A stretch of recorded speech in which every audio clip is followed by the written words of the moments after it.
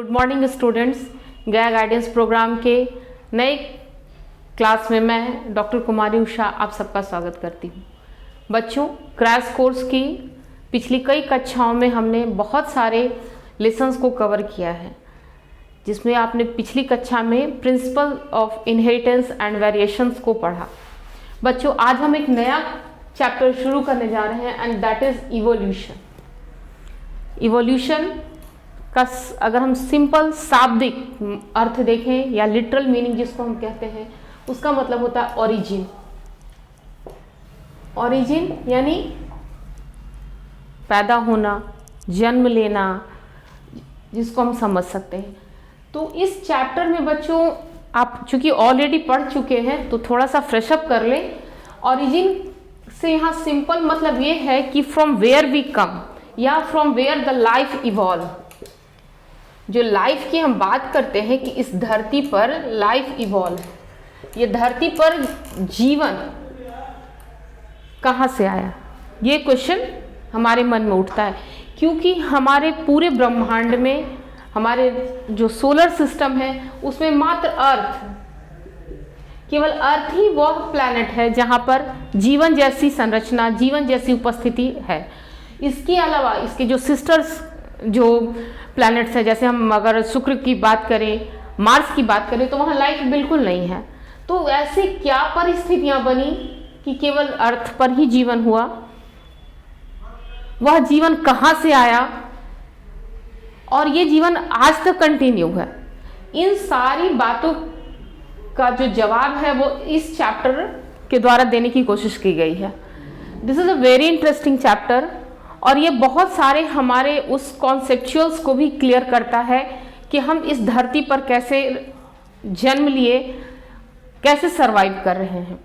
तो आइए हम अपने स्लाइड्स की ओर चलते हैं और देखते हैं कि हमारा स्लाइड्स इस बारे में क्या बताता है।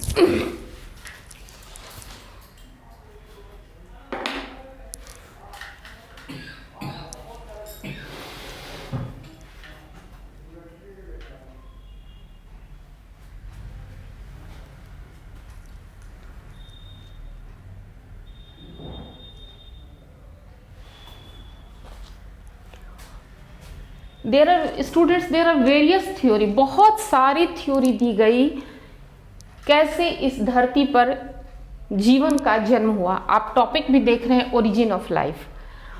आपका जो यहाँ पहला लाइन, अगर सिंपल एक क्वेश्चन आता है कि कैसे ओरिजिन ऑफ लाइफ की बात शुरू हुई, तो आप यहाँ से इसको देख सकते हैं और इसको लिख भी सकते हैं।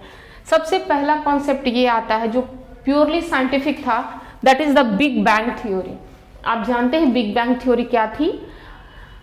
अरबों साल पहले ऐसा माना गया कि ब्रह्मांड में एक विस्फोट हुआ और उस विस्फोट के कारण बहुत सारे प्लैनेट्स बने और उसी में हमारा सोलर सिस्टम बना, सन का निर्माण, सूरज का निर्माण हुआ और पृथ्वी और सारे उसके प्लैनेट जो है वो उसमें घूम रहे हैं। तो इसका टाइमिंग भी दिया गया 4.5 बिलियन ईयर्स एगो। लेकिन उस समय क्या था? देयर वॉज नो एटमॉस्फेयर, उस धरती पर एटमॉस्फेयर नहीं था। जब बिग बैंग थ्योरी के बाद, बिग बैंग की घटना होने के बाद जब धरती का निर्माण हुआ तो हमारे एटमॉस्फेयर में, अर्ली एटमॉस्फेयर में कहीं पर न तो वाटर वेपर थे, क्योंकि वाटर वेपर रहते तभी तो पानी बनता। जैसा कि आप जानते हैं कि वाटर वेपर ही बाद में कंडेंस्ड होकर करके पानी की वर्षा करते हैं, या जल चक्र जो आप पढ़ते हैं उसमें जानते हैं। ना ही मीथेन था, ना कार्बन डाइऑक्साइड, ना अमोनिया, जैसे ऐसी कोई भी संरचना नहीं थी जो इस जीवन के लिए रिस्पॉन्सिबल थी। जैसे आप एक चीज और देखें, आप जितने भी लिविंग को देखें उनमें 4 फंडामेंटल एलिमेंट्स आपको जरूर मिलेंगे। कौन कौन से? कार्बन, ऑक्सीजन, नाइट्रोजन और हाइड्रोजन। ये 4 चीजें उनको मिलेंगी। सबसे ताज्जुब की बात और आश्चर्य तब होता है कि जब आप डीएनए को स्टडी करते हैं, आप ऑलरेडी पढ़ चुके हैं, उसमें भी ये चारों एलिमेंट्स जो हैं वो मौजूद हैं। साथ ही अगर आप प्रकाश संश्लेषण की बात करते हैं तो उसमें भी कार्बन और हाइड्रोजन, कार्बन डाइऑक्साइड और जल के रूप में मौजूद है और वो फिर कार्बोहाइड्रेट बनकर हमें ऊर्जा प्रदान करते हैं।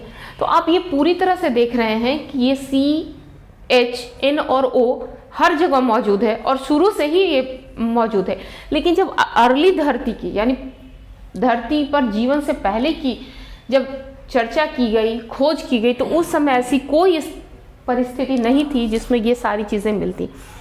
साथ ही जस्ट बिग बैंग की घटना हुई ही थी, तो यूवी रेज, क्योंकि ओजोन लेयर भी उस समय नहीं था, तो direct UV rays from universe से वो आ रहे थे। Oxygen combine with NH3 and CH4 to form CO2, ये बाद की घटना है।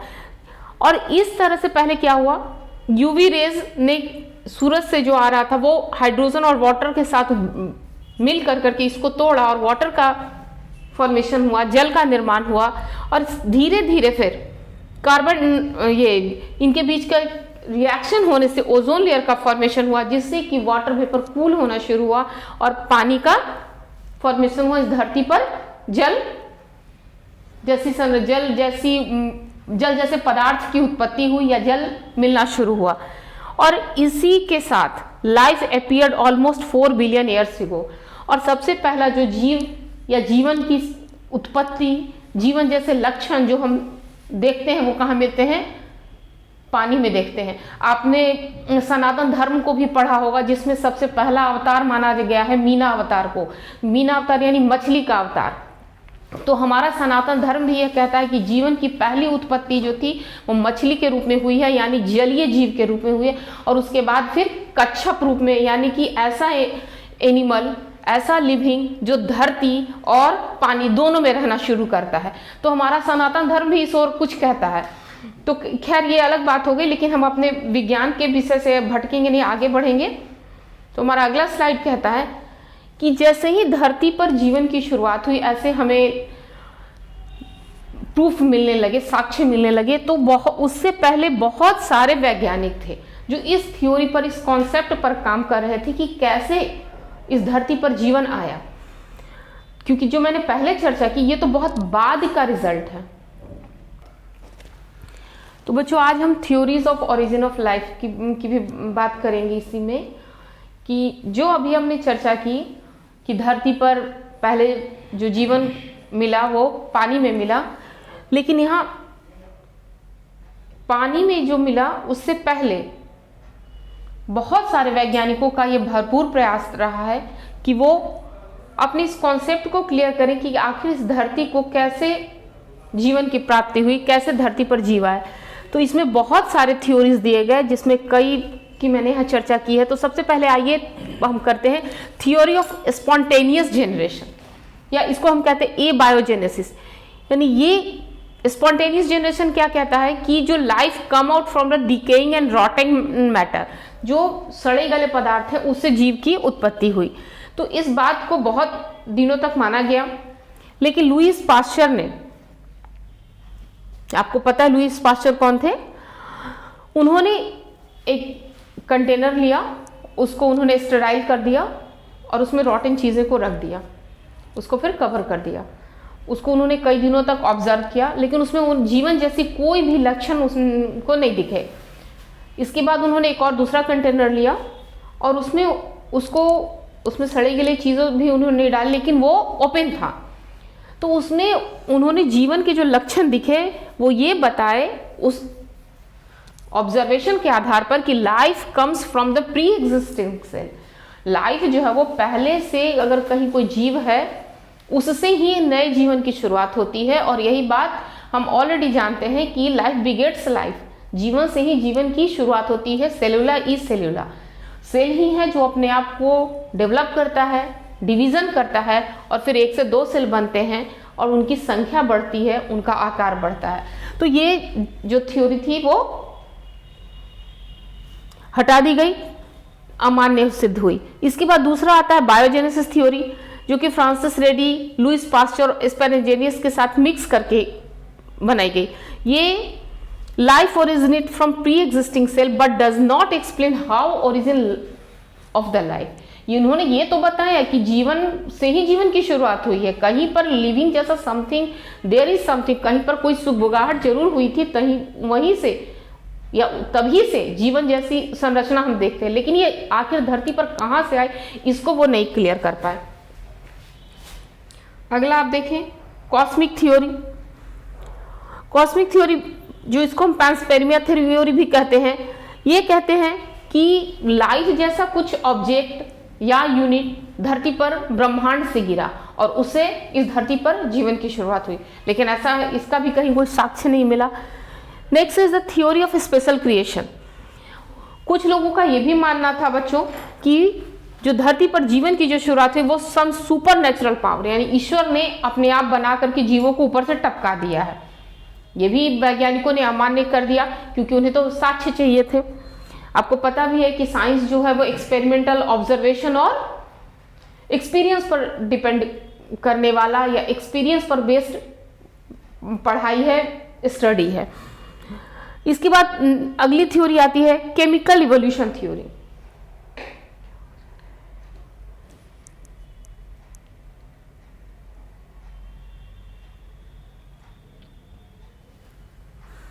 थ्योरी ऑफ केमिकल इवोल्यूशन जो है वो ओपेरन और हाल्डेन के द्वारा दी गई।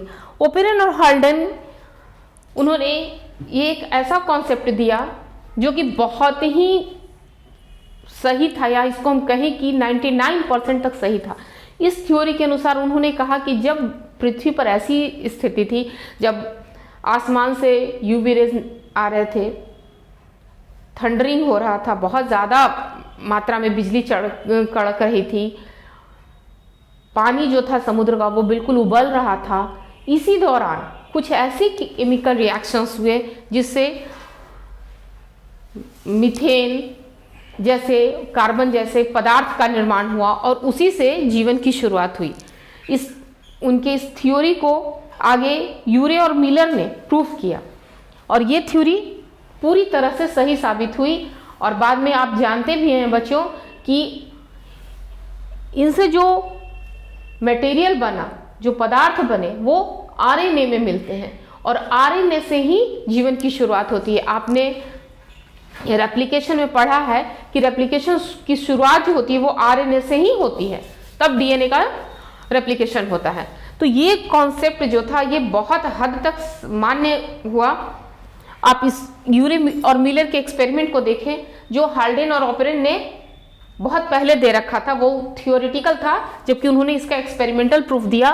उन्होंने ये सेम सीन क्रिएट किया जैसे आप यहाँ देख रहे हैं। दिस इज अ ग्लास और उससे ये कंटेनर, यहाँ ये ट्यूब, उसका वॉल्व लगा हुआ है, यहाँ बॉइलिंग वाटर उन्होंने भरा, यहाँ वैक्यूम पंप दिया। इस ग्लास में उन्होंने जो इलेक्ट्रिसिटी थी वो उतने ही पावर की थी जो उस समय धरती पर बिजली के रूप में आ रही थी। साथ ही समुद्र का पानी जितने टेम्परेचर से बॉयल हो रहा था वहां पर उन्होंने बॉयल करवाया और इस दौरान जो रिएक्शंस के फलस्वरूप जो मिले वो आप देखें, यहाँ मीथेन है, अमोनिया है और हाइड्रोजन है, वाटर है। इस थ्योरी ने यह प्रूव किया कि इस धरती पर जीवन की शुरुआत जो थी वो केमिकल इवोल्यूशन से हुई, रासायनिक पदार्थों के आपस में रिएक्शन होने से शुरू हुई और यही आज मान्य है, सच है। आप आरएनए और डीएनए का जब स्ट्रक्चर पढ़ते हैं, this is the basic unit of our life, तो उसमें आपको ये मिलता है। आप चाहे बैक्टीरिया को पढ़ें या उससे के भी जो पूर्वज है, यू बैक्टीरिया को पढ़ें, साइनोबैक्टीरिया को पढ़ें, उनमें भी डीएनए और आरएनए मिलता है। और आपको पता है, आपने ये किंगडम पढ़ा है जिसमें आप वर्टिब्रेट्स, ये इनवर्टिब्रेट्स से वर्टिब्रेट्स की ओर जाते हैं, कॉर्डेटा को पढ़ते हैं, तो आप जानते हैं कि वो सारे कैरेक्टर्स जो बैक्टीरिया में हैं वो बहुत हद तक फिशेस में, एम्फीबियंस में, रेप्टाइल्स में और ह्यूमन में मिलते हैं। तो आगे हम इसकी चर्चा और करेंगे जो हमारे एविडेंशियल प्रूफ देंगे कि chemical theory is the only theory for the evolution of life on the earth. Chemical theory ही, रासायनिक सिद्धांत जो था वही इस धरती पर जीवन के लिए रिस्पॉन्सिबल था। बच्चों, मैंने ये सारी जो थ्योरीज की चर्चा की है, ये सारी थ्योरी पर क्वेश्चंस आते हैं। फुल मार्क्स के भी क्वेश्चन आ सकते हैं, शॉर्ट मार्क्स के भी क्वेश्चन आ सकते हैं। अगर ये फुल मार्क्स के क्वेश्चन आते हैं तो आप सारी थ्योरी को लिखेंगे।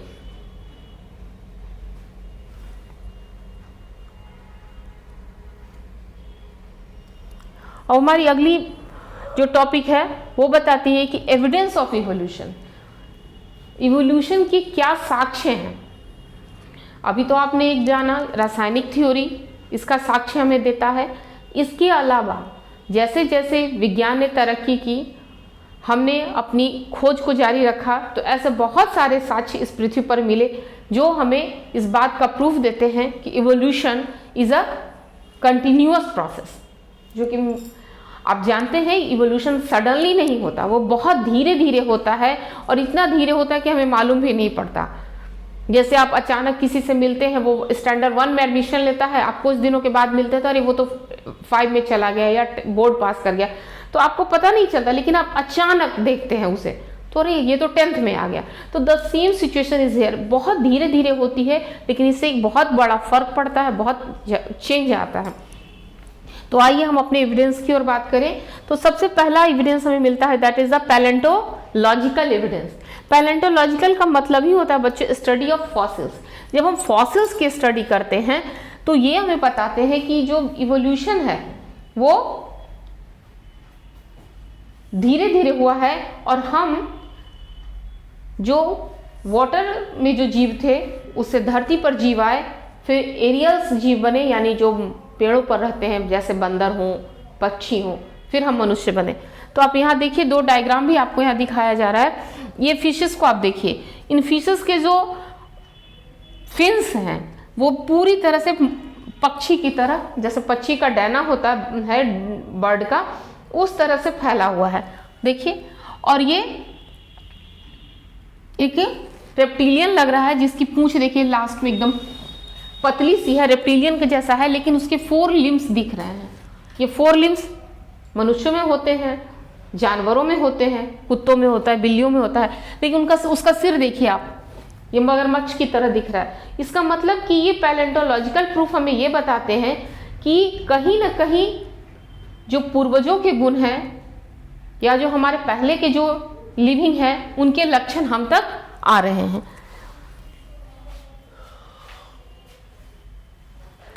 दूसरा हमारा एविडेंस है morphological and anatomical evidence. Morphology आपको पता है, जब हम मॉर्फोलॉजी यानी फिजिकली और बाहरी तौर पर देख करके जब हम इस प्रूफ को बताते हैं कि ये लंबा है, गोरा है, काला है, 2 हाथ वाला है, 4 हाथ वाला है, तो वो मॉर्फोलॉजिकल एविडेंस होता है। तो मॉर्फोलॉजिकली में हम पढ़ेंगे होमोलोगस और एनालोगस ऑर्गन। होमोलोगस ऑर्गन क्या होता है आप जानते हैं बच्चों, होमो का मतलब ही होता है सेम, ऐसे ऑर्गन जो एक साथ जिनकी उत्पत्ति होती है, एक जैसी जिनकी उत्पत्ति है, ओरिजिन सेम होता है, लेकिन उनका फंक्शन जो होता है वो अलग अलग हो जाता है। अब ये फंक्शन अलग अलग क्यों होता है? According to their requirement, according to their habitat, जैसे जिस हैबिटेट में वो रहते हैं और उस हैबिटेट में जैसी उनकी रिक्वायरमेंट होती है उसके अनुसार वह अंग जो होता है वो उस कार्य के लिए परिपक्व हो जाता है, उस कार्य के लिए परिणत हो जाता है। जैसे आप यहां देखें, आप यहां फ्रॉग को देख रहे हैं, लिजार्ड को देख रहे हैं, बर्ड को देख रहे हैं, मैन है, कैट, वेल और बैट। ये आप 7 तरह के एनिमल्स का लिम्ब देख रहे हैं। ये सारे जो लिम्ब हैं इनकी ओरिजिन बिल्कुल सेम है। आप देखें यहां हम ह्यूमरस है, the same structure is humerus है। यहाँ आप यहाँ ये देखें ह्यूमरस, हालांकि आप देखें वेल में ये ह्यूमरस शॉर्ट हो गया है, छोटा सा हो गया है, बट उसका जो स्ट्रक्चर है वो सेम है। वो ऊपर की ओर राउंड जैसा है, बॉल एंड सॉकेट वाला स्ट्रक्चर आप जानते हैं। लेकिन क्या फ्रॉग है वो पानी में तैरता है? नहीं तैरता, जितना उसका टैडपॉल तैरता है। टैडपॉल जो है वो फिश से रिलेटेड हो सकता है। आप टैडपॉल को देखें तो आप कहेंगे कि ये फिश का बच्चा है, फिश की छोटा सा है। लिजार्ड इट में तैरता है? नहीं तैरता। लिजार्ड क्या हमारी तरफ पकड़ सकता है? नहीं पकड़ सकता। लेकिन उसका हाँ, हालांकि वो दीवार पे अपने आप को बैलेंस करके चलता है, वो अलग बात है, लेकिन वो इन सब की जो फंक्शन को आप देखिए, कंसीडर ऑन द फंक्शन, वो बिल्कुल अलग अलग हैं।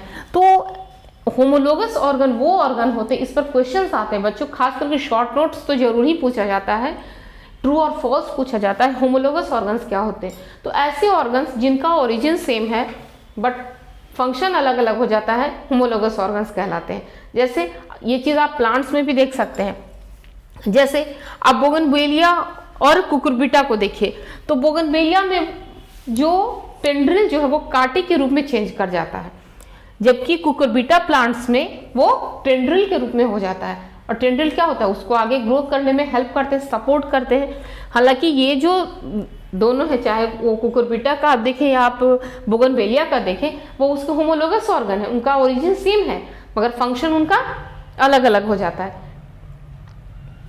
यहीं से एक और क्वेश्चन बनता है, डाइवर्जेंट एवोल्यूशन। डाइवर्जेंट एवोल्यूशन क्या होता है? वह एवोल्यूशन जो समय, परिस्थिति, आवास या जरूरत के अनुसार जीव के अंगों में ऐसे परिवर्तन ले आता है जो उनके जीवन के लिए अनुकूल होते हैं, डाइवर्जेंट एवोल्यूशन कहलाते हैं। आप इसका यहाँ डेफिनेशन भी देखें, the origin of homologous organ is due to divergent evolution. It is the evolution by which related species be made less similar to survive and adapt in different environmental condition। क्या होता है? Related species, जैसे ये bougainvillea और हम Cucurbita का करें तो ये सेम स्पीसीज हैं, लेकिन अगर हम दो अलग अलग तरीकों से देखेंगे तो टेंड्रिल का फंक्शन बिल्कुल अलग हो जाएगा और उसके थॉर्न का फंक्शन, कांटे का फंक्शन बिल्कुल अलग हो जाएगा। This is called divergent evolution. इसी के साथ एक कन्वर्जेंट एवोल्यूशन भी आता है जो हम आगे पढ़ेंगे। बच्चों अगला देखिए आप, एनालॉगस ऑर्गन। एना का मतलब ही होता है डिफरेंट, ऐसे ऑर्गन जिनका ओरिजिन तो डिफरेंट है but the function is same. ये भी क्या होता है? It depends on the habitat, क्योंकि आप जानते हैं कि हम चाहे आप मेंडल का पढ़ें, डार्विन का पढ़ें, इवोल्यूशन पढ़ें या कोई भी चीज़ पढ़ते हैं तो आप जानते हैं कि जीवन को जीने के लिए उसको जितना इन्वायरमेंटल कंडीशन मिलना चाहिए वो मिलता है तो वो सरवाइव करता है या फिर वो अपने आप को अडॉप्ट करता है। तो इसी में ये भी आता है। अब देखिए एनालॉगस ऑर्गन क्या कहता है? Organ which have similar function but different structure. जैसे आप देखिए यहाँ भी आप डायग्राम को देख रहे हैं, इंसेक्ट है, बर्ड है, बैट है, तो क्या देख रहे हैं? जैसे विंग्स ऑफ इंसेक्ट, जो इंसेक्ट के जो पंख हैं वो क्या होता है? उनका अलग है उनका ओरिजिन, लेकिन उनका फंक्शन सेम है। They help them to fly. Eye of octopus और मेमेलिया का आई को देखें, इन दोनों का ओरिजिन डिफरेंट है, लेकिन रेटिना फ्रॉम स्किन और retina from the embryonic brain से बनता है। मैमल का जो आई होता है वो एम्ब्रायोनिक ब्रेन से बनता है। फ्लिपर ऑफ पेंगुइन और डॉल्फिन, इसको आप अगले स्लाइड में भी देखेंगे। जैसे स्वीट पोटैटो और पोटैटो जो हम खाते हैं, तो स्वीट पोटैटो क्या है? मॉडिफाइड रूट है। रूट ने अपने आप को इस तरह से डेवलप कर लिया कि that they it contain the food, store the food. Sweet potato food को स्टोर करके मॉडिफाइड रूट हो गया, जबकि पोटैटो जो है वो मॉडिफाइड स्टेम के ही फॉर्म में रह गया। तो क्या हुआ यहाँ? ये दोनों जो है वो अलग अलग इनका ओरिजिन है मगर उनका फंक्शन जो है वो सेम है। They used for the storing of food, वो भोजन को जमा करने के लिए वो काम कर रहे हैं। तो यहाँ हम कह सकते हैं कि, और यहाँ देखिए जिसकी मैंने अभी चर्चा की थी, convergent evolution. Origin of analogous organ is due to the convergent evolution. It is the evolution by which unrelated species become more similar. Unrelated species, जैसे आप यहाँ एग्जाम्पल में भी देख रहे हैं बच्चों, this is the sweet potato, it is an example of root and the potato is an example of stem. ये दोनों अलग अलग, रूट अलग है, स्टेम अलग है, लेकिन दोनों का फंक्शन सेम है। They are observing, storing food. तो इस पर क्वेश्चन आता है कन्वर्जेंट इवोल्यूशन, तो आपको उसमें बिल्कुल कंफ्यूज नहीं होना। You must write this answer. आप इसके जवाब को यही लिखें कि ओरिजिन और evolution which unrelated species become more similar to survive, जिसकी मैंने अभी चर्चा की है बच्चों। एडेप्टेशन, एडेप्टेशन हमारे ह्यूमन ही नहीं, हमारे लिविंग के लाइफ का बहुत ही बड़ा कॉन्सेप्ट है। How should we survive on the any condition, किसी भी कंडीशन में, किसी भी परिस्थिति में जीवन को सरवाइव करना है, यही जीवन की सबसे बड़ी प्राथमिकता होती है और उसकी पहचान भी होती है।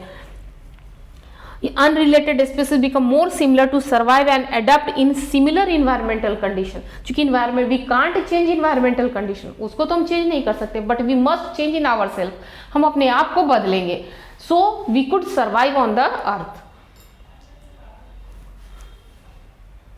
आप यहाँ पे ये एग्जाम्पल को देखें तो आपका ये और क्लियर होगा। जैसे आप यहाँ देखें, दिस इज द पेंगुइन, यहाँ डॉल्फिन को आप देख रहे हैं, तो ये पेंगुइन का ये जो विंग आप देख रहे हैं और यहाँ ये फिश है, ये एनालोगस ऑर्गन है। यहाँ जो फिन है वो उसके क्या होता है? हेल्प कर रहा है पानी में इजिली मूव करने के लिए, और पेंगुइन की बॉडी को बैलेंस करने में ये यहाँ हेल्प कर रहा है। ये दोनों एनालॉगस ऑर्गन है, लेकिन इनकी सिमिलैरिटीज है, क्योंकि ये इसकी बॉडी को पानी में बैलेंस कर रहा है और इसको धरती पर बैलेंस कर रहा है स्ट्रेट खड़े होने में। तो आई होप कि आप इसको समझ रहे हो। नीचे आप देख रहे हैं यहाँ सीफेलोपॉड का आई को देख रहे हैं और यहाँ वर्टिब्रेट के आई को देख रहे हैं। तो ये एनालॉगस ऑर्गन है और ये कन्वर्जेंट इवोल्यूशन को भी शो करते हैं। बच्चों अभी आप तीसरा देख रहे हैं, that is the adaptive radiation. Adaptive radiation क्या होता है? The evolution of different species from N ancestor in a geographical area starting from a point, this type of divergent evolution. और इसमें 3 एग्जाम्पल हम पढ़ते हैं, डार्विन के फ्लिंच का पढ़ते हैं, ऑस्ट्रेलिया का मार्सुपियल्स का पढ़ते हैं और placental in mammals of Austria का पढ़ते हैं। तो आप एडाप्टिव रेडिएशन क्या हुआ? अगर हम इसमें डार्विन के फ्लिंचेस की अगर हम बात करें तो आपको पता है कि डार्विन वॉज अ नेचुरलिस्ट। उन्होंने एमएस बीगल जहाज पे पूरी वॉयजेस किया, समुद्री यात्रा की, और उसी में उन्होंने चूंकि वो साउथ अमेरिका के थे, साउथ अमेरिका के आगे एक जगह है गैलापागोस, वो 22 आइलैंड का एक ग्रुप था, वहाँ पर उन्होंने कुछ दिन समय बिताया और वहाँ पे रहने वाले खास करके पक्षी जिसको फ्लिंचेस कहते हैं उसकी उन्होंने स्टडी की। इसमें उन्होंने 22 स्टडी की। तो उस आइलैंड पर जो फ्लिंचेस मिले उनको उनकी चोंच की उन्होंने चर्चा की है। आप यहाँ पे देख भी रहे हैं एग्जाम में डार्विन्स फ्लिंचेस। तो वो ये बता रहे हैं कि ये जो जितनी भी यहाँ पे चिड़ियाँ हैं उन सब के बीक्स में, चोंच में अंतर है। हालांकि ये जो उनका जो पूर्वज है, एंसेस्टर, वो कहीं और का नहीं, हमारे ही साउथ अफ्रीका का है, लेकिन वो गैलापागोस आइलैंड में आने के बाद उनमें इतने चेंजेस आ गए हैं कि they can't mix with their ancestor, वो अपने एंसेस्टर से मिक्स नहीं हो पा रहे हैं। तो उस पर उन्होंने ये कंक्लूजन निकाला कि ड्यू टू द रिक्वायरमेंट उनके चोंच में ये परिवर्तन आया। जैसे कि कुछ को सीड खाने के लिए मिले होंगे केवल, क्योंकि वो चूंकि छोटे छोटे आइलैंड का ग्रुप था तो नेचुरल है कि वहाँ पक्षियों की तो संख्या बढ़ रही होगी, लेकिन जो खाने पीने की चीज़ें हैं वो कम होती हैं। आप जानते हैं कि जनसंख्या जो है वो 2:4:8 के रेशियो में बढ़ता है और जो रिसोर्सेज होते हैं 1:3:4 के रेशियो में बढ़ते हैं। तो यहाँ पर तो वो क्लैश होना ही है। तो जैसे जैसे उनको जो भी भोजन की चीज़ें मिले उसके अनुसार उन्होंने अपने आप को अडेप्ट करना शुरू किया और ये अडेप्टेशन धीरे धीरे उनके जीन में चला गया और अगली पीढ़ी में भी वो चेंजेस उन्हें दिखने लगे। जैसे कुछ को सीड खाने के लिए मिले होंगे तो उनके जो चोंच थे वो सीड ईटर बन गए, उनके कुछ के जो थे वो नेक्टर खाने वाले तो उनके चोंच लंबे हो गए, कुछ के थे वो इंसेक्ट्स खाने वाले हो गए तो वो पॉइंटेड और शॉर्ट हो गए। तो इस तरह से बहुत तरह के जो चेंजेस उन्हें मिले जिसको कि डार्विन ने एडाप्टिव रेडिएशन कहा। ये चीज़ आप यहाँ देखिए मार्सुपियल्स वाले केस में आप देख रहे हैं कि ये सभी जो है वो मैमल्स ही हैं। मैमल्स की पहचान क्या है बच्चों? There is must be hair on the body और स्किन, बाहर में कान होंगे, the female will deliver a baby and it must have breast for the breast feeding. लेकिन यहाँ पर जो उन्होंने देखा वो अलग था। जैसे यहाँ मोल देखिए और ये मार्सुपियल मोल को देखिए, वो क्या थे? एग लेइंग थे। इसी तरह से आप कंगारू को देखिए, कंगारू केवल ऑस्ट्रेलिया में ही मिलते और दुनिया के किसी जगह में नहीं मिलते। तो ये भी एक कॉन्सेप्ट बना जिसको कि उन्होंने कन्वर्जेंट इवोल्यूशन कहा। आप यहां देखिए, when more than one adaptive radiation is appeared in an isolated geographical area. जैसे कि जब अभी मैंने ऑस्ट्रेलिया की चर्चा की तो आप जानते हैं कि आज से अरबों साल पहले पूरी पृथ्वी जो थी वो कंबाइंड थी और उसको हम पैंजिया कहते थे। ड्यू टू अर्थक्वेक और वट एवर द रीजन जो वो अपने आप को सेपरेट करता चला गया, लैंड मास सेपरेट होते चले गए और आज हम 7 कॉन्टिनेंट के रूप में, 7 महादेश के रूप में जानते हैं। तो ऐसा हो सकता है कि ऑस्ट्रेलिया कभी एशिया से रिलेट लगा रहा हो, साउथ अमेरिका से, सॉरी अफ्रीका से लगा रहा हो। तो कुछ उसके जो लिविंग थे मैमल्स थे जो ऑस्ट्रेलिया में आ गए। ऑस्ट्रेलिया चारों तरफ से कटा हुआ है तो वहाँ पर जो मैमल्स चले गए वो अपने आप को उस इन्वायरमेंट के अनुसार अडेप्ट कर लिए। तो आप देखते हैं कि जो कंगारू होते हैं वो केवल ऑस्ट्रेलिया में ही मिलते हैं। तो ये कहा जाता है आइसोलेटेड जियोग्राफिकल एरिया, एकदम अकेला पड़ा हुआ है। अब उस तरह यहाँ देखिए, यहाँ दोनों का चर्चा किया गया, प्लेसेंटल मैमल और Australian mammal marsupials. Placental mammals ये सभी जो इधर मिलते हैं जिनको हम देखते हैं, they are all are baby को वो डिलीवर करते हैं, they all are egg deliverer, oviparous और विविपोरस जिसको हम जानते हैं। इसी तरह से अगला एविडेंस जो हमें मिलता है that is the biochemical evidence.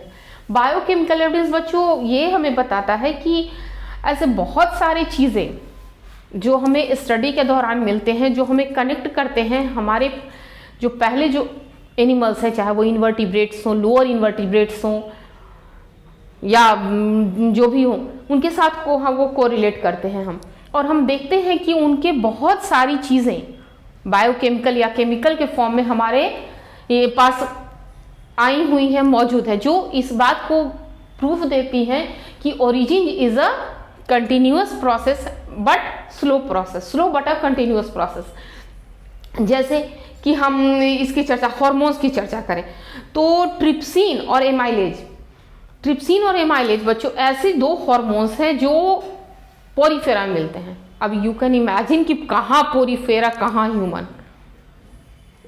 Trypsin और एमाइलेज डाइजेस्टिव एंजाइम्स हैं, तो कहाँ वो और कहाँ वो, लेकिन वो हमारे बॉडी में मिलते हैं। इट शोज दैट कि हम पोरीफेरा से ही डेवलप हुए हैं, उनके कैरेक्टर्स तो हमारे अंदर आ रहे हैं। और एमाइलो ट्रिप्सिन को तो हम यूनिवर्सल एंजाइम भी कहते हैं। तो ये बायोकेमिकल्स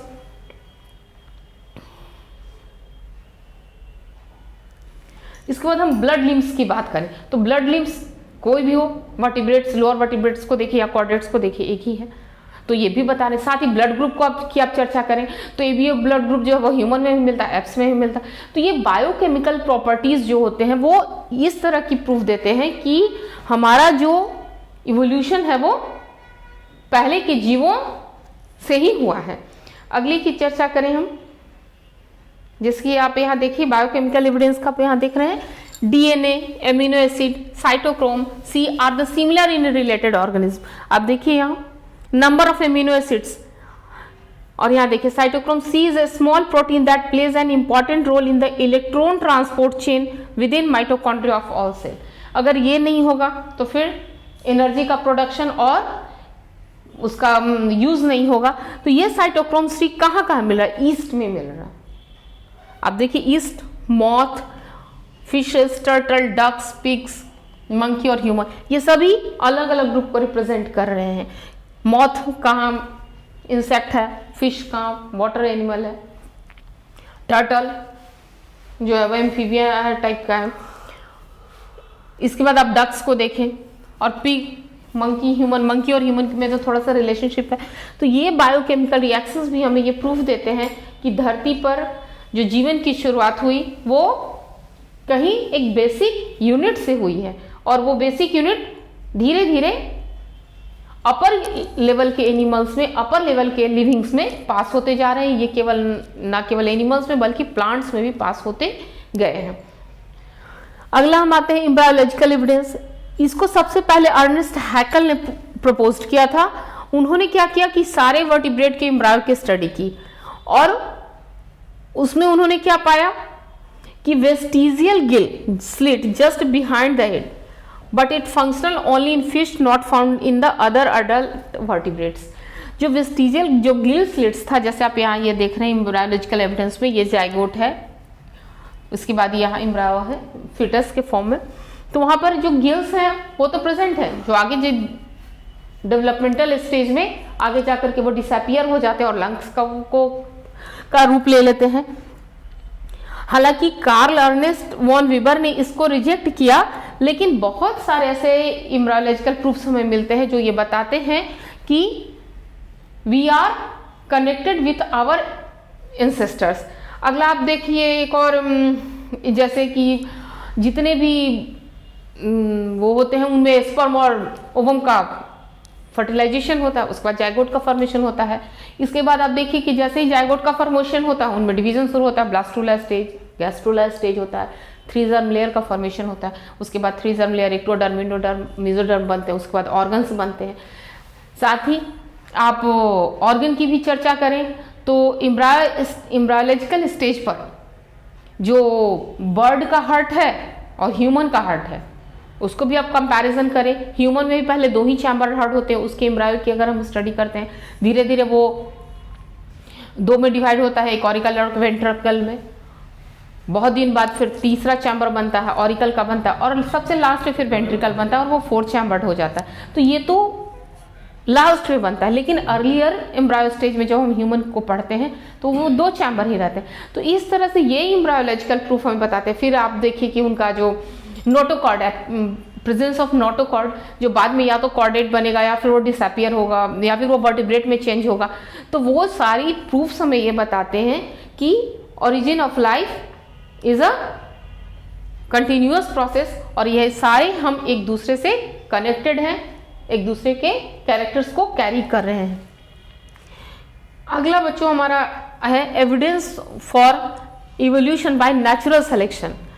इस कॉन्सेप्ट को, नेचुरल सिलेक्शन के कॉन्सेप्ट को आप जानते हैं डार्विन ने ही दिया था, लेकिन ये इंडस्ट्रियल का थोड़ा सा यहाँ मैंने दे दिया है जी। आप यहाँ देखिए, बिफोर इंडस्ट्रियलाइजेशन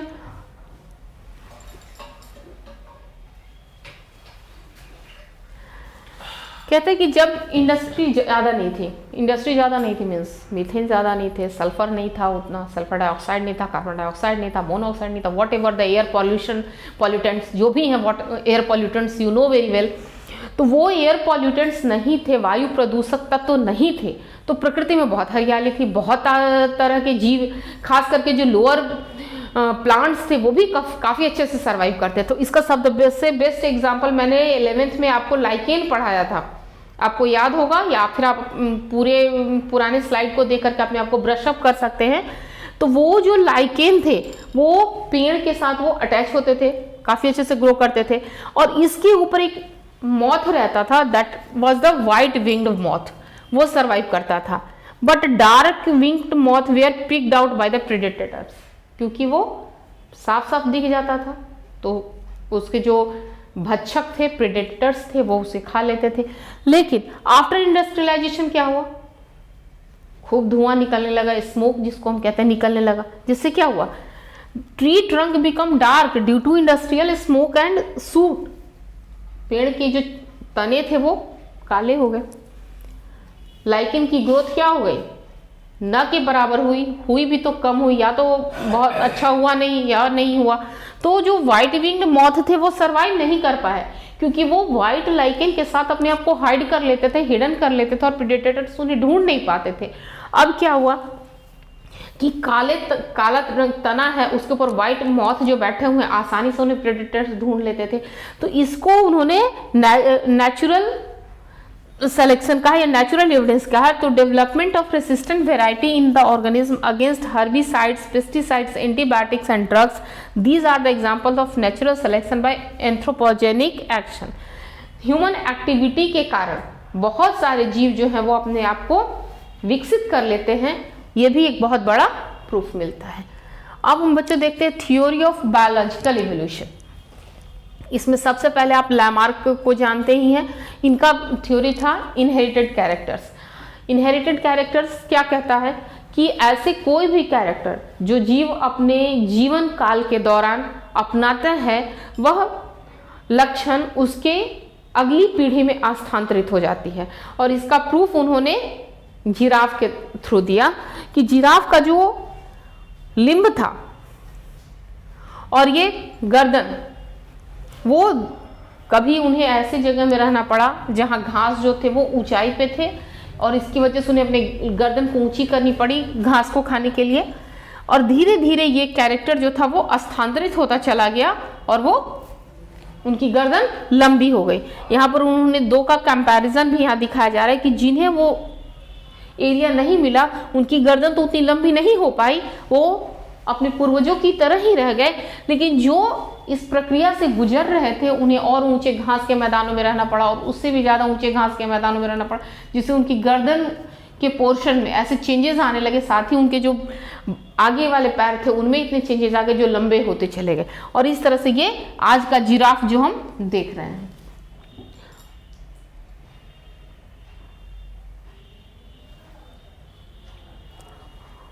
इसके बाद डार्विन थ्योरी आप देखते हैं, चार्ल्स डार्विन, जिसकी अभी आपने चर्चा की थी। तो चार्ल्स डार्विन तो गैलापागोस आइलैंड पर किए थे, लेकिन इनके साथ एक और थे साइंटिस्ट, अल्फ्रेड वेलेस। इन्होंने मलाया आइलैंड, जो कि इंडियन ओशन में है, वहाँ पर रहने वाले उन्होंने प्लांट्स और एनिमल्स की स्टडी की, और उनका रिजल्ट भी डार्विन के रिजल्ट से मैच करता था। बाद में इन दोनों के जो रिसर्च थे, ऑब्जर्वेशन थे, वो एक साथ कंबाइंड होकर के 1859 में ओरिजिन ऑफ 1859 में origin of life by natural selection के नाम से पब्लिश हुई। तो डार्विन का जो सिद्धांत था वो उसके दो कॉन्सेप्ट थे, ब्रांचिंग डिसेंडेंट्स और नेचुरल सिलेक्शन। तो इसमें उन्होंने ब्रांचिंग डिसेंडेंट्स में क्या किया कि all organism are modified descendant of previous life form. जितने भी जो लिविंग है वो अपने पूर्व के लाइफ का ही दूसरा फॉर्म है। और दूसरा जो था वो नेचुरल सिलेक्शन का था, जिसमें उन्होंने कहा कि प्रकृति जो होती है वो सेलेक्ट करती है, और इसके आधार पर उन्होंने कुछ फैक्ट्स दिए, जैसे heritable minor variations, over production, natural limited resources, struggle for existence and survival of fittest. इन सब का एक ही निचोड़ था कि इस प्रकृति में संसाधन की कमी होती है, रिसोर्सेज की कमी होती है और जनसंख्या बढ़ती जाती है। इस दौरान जो जीव होते हैं उनमें आपस में क्या होता है, स्ट्रगल फॉर एग्जिस्टेंस, सर्वाइव करने के लिए उनमें क्या होता है, स्ट्रगल होता है। और इस स्ट्रगल में वही आगे बढ़ता है जो सबसे फिट होता है, वो चाहे वो अपने साथियों को पछाड़ करके वो आगे बढ़ता, और जो फिटेस्ट होता है उसे प्रकृति जो होती है वो सारी सुविधाएं उपलब्ध करा देती है, जिससे कि वो अपने लाइफ को आगे कंटिन्यू करता है। लेकिन डार्विन का लिमिटेशन ये था कि उन्होंने ओरिजिन ऑफ वेरिएशन और मैकेनिज्म ऑफ इवोल्यूशन, या जिसको कि हम कहते हैं म्यूटेशन, उसको उन्होंने नहीं माना। अब बच्चों आते हैं मैकेनिज्म ऑफ इवोल्यूशन। इवोल्यूशन कैसे काम करता है? तो ह्यूगो डिवेरिस ने प्रपोज किया म्यूटेशन थ्योरी। म्यूटेशन क्या है आप पिछली कक्षा में पढ़ चुके हैं। उन्होंने एक एक्सपेरिमेंट कंडक्ट किया, और उस एक्सपेरिमेंट